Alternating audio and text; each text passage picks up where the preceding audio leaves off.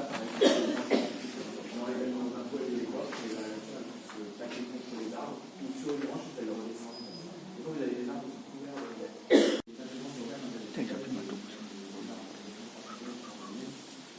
je ne dis pas le boulot qu'ils ont là. On va tout vider là. Comme par exemple un cheval, si vous voulez, les arbres intégraux, les racines,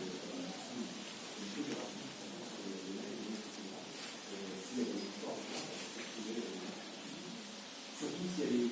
Bon, là, maintenant, qu'est-ce que je peux dire?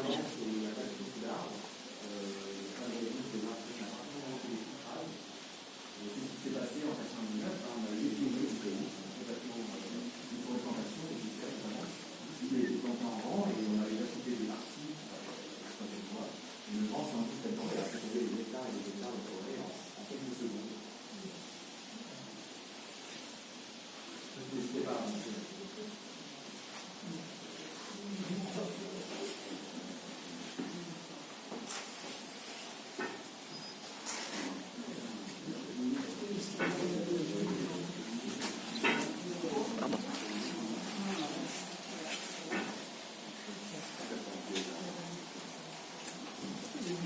Vous allez avoir un pied de vanille avec une gousse, juste ici, qui a été pollinisée. Donc là, c'est une vanille sans feuilles, et derrière, on va avoir une vanille avec des feuilles, qui a aussi une gousse qui est un petit peu plus imposante.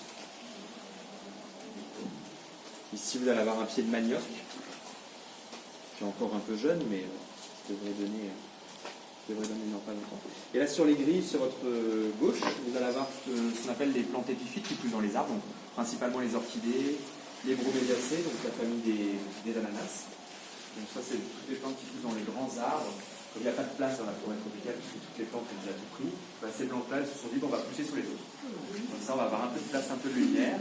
Et puis, elles se sont adaptées pour faire des récupérateurs d'eau. Vous voyez, les plantes, les feuilles poussent en entonnoir, et elles vont accumuler un petit peu d'eau. Et même dans la nature, il va y avoir des grenouilles qui vont vivre dans ce qu'on appelle les dendrobates, c'est des toutes petites grenouilles. Et elles vivent que dans ces plantes-là. C'est des parasites aussi pas ou pas du tout? Pas du tout. Ah, alors de l'arbre, les plantes épiphytes, non, elles s'ancrent sur l'écorce, mais elles se débrouillent pour puiser leur nourriture. Les orchidées, ils peuvent, certains, par exemple, ils vont faire un chignon comme ça, et toute la matière qui va tomber, les déjections des animaux, les feuilles mortes, elles vont s'accumuler. Ça va créer un humus, et puis elles vont s'en servir pour se nourrir. Et puis elles vont faire aussi des racines, des longues racines comme ça, qui vont pendre. C'est pour ça que vous achetez, quand vous achetez des orchidées dans les jardineries, souvent elles sont dans des pots transparents. C'est des racines qui ne font pas de photosynthèse, mais le but c'est d'aller accumuler toute l'eau qu'il y a dans l'air ambiant. Et puis, après, qu'est-ce que vous avez en plantes épiphytes? Vous avez aussi cette famille-là. Ça, ce sont aussi les plantes qui poussent sur les arbres. Alors, elles posent juste leurs racines. Et elles vont vivre ce qu'on pourrait dire en symbiose avec des fourmis. La plante va développer ce qu'on appelle un codex, qui est caverneux, et à l'intérieur, il y a une colonie de fourmis qui va s'installer. Les fourmis vont protéger la plante. La plante fournit le logis aux fourmis. Et les fourmis, elles vont aller récupérer plein de végétaux, découper des feuilles dans la nature, et elles élèvent des champignons, parce qu'elles mangent un champignon, ces espèces de fourmis.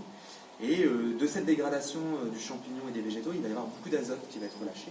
Et la plante va tout simplement puiser l'azote qu'il y a à l'intérieur pour pousser. Donc chacun y trouve son... Ouais. Et donc la plante développe aussi sur certaines espèces des pics pour protéger les fourmis, puisqu'il y a énormément d'animaux qui se nourrissent de fourmis dans la nature. Et si la plante devait être mangée par un herbivore ou un singe, les fourmis peuvent sortir et attaquer et piquer l'animal pour essayer de le déranger et le déloger. Vous pouvez créer cette symbiose ici Alors nous, on a certains pieds qui ont été ramenés de nature par des botanistes pour les étudier, où il y avait des fourmis présentes, et on a réussi à avoir une ou deux colonies, mais pas sur tous nos plants. Il y a certains plants où il n'y en a pas. La plante développera quand même ça, puisque c'est dans ses gènes, mais il n'y aura juste pas de fourmis dedans. Alors il faudra apporter un petit peu d'engrais, du coup, puisque comme il n'y a pas de fourmis, elles ne font pas leur propre matière. Mais on a certaines... Alors les fourmis sont vraiment minuscules. Celui-ci ne doit pas y en avoir. Mais vous pourrez voir, on en a pas mal là-bas et des fois vous voyez des toutes petites fourmis brunes qui se baladent sur la plante. Mais elles sont vraiment minuscules. Et donc ça c'est pareil, ce sont des plantes qui vivent vraiment accrochées sur les grandes branches charpentières. En général les branches charpentières, c'est des plantes qui peuvent être assez grosses. Et souvent elles sont à l'envers sous la branche. Elles se mettent en dessous pour accumuler toute l'eau qui ruisselle.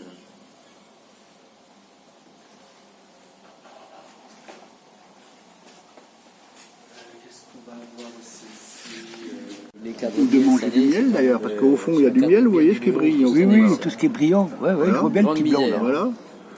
Et puis ici vous avez tout ce qui est blanc au fond, là, c'est une larve. Oui, oui, oui, oui, oui. Ah, mais il y a eu des Après, ici- des arrêts de pompe, mais moi j'ai Ici, jamais c'est vu. peut-être- Peut-être du bien. Non, c'est encore, il n'y a pas une tête, pas mais tout c'est compris. dommage parce que quand elle commence à naître, c'est magnifique à voir. Partie trop tôt. Hein. Mais elle pondait là. Mais ça, c'est des abeilles françaises. Parce qu'il y en a qui arrivent d'ailleurs, elles se prennent comme ça, elles ont des pattes à l'arrière. On dit, Ah, c'est les byzantines, ça. ah, c'est des byzantines. C'est pour ça qu'elles C'est sont pas les français, c'est les byzantines. C'est pour ça que Tu l'as la reine, Marc? Non, on ne la voit pas encore. C'est du miel dans les trous.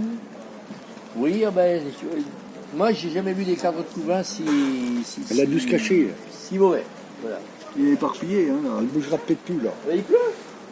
Ah bah oui. Tiens. on est à l'abri, tu vois. Alors, on est à l'abri, oui. Faut trouver la reine, alors. Je m'écoute jamais, là, maman. Voilà.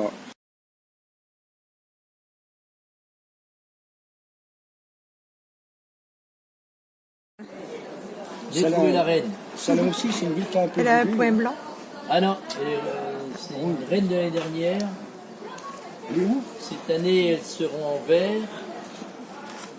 Il faut la trouver. Oh, bah, il y aura belle à manger, celle-là.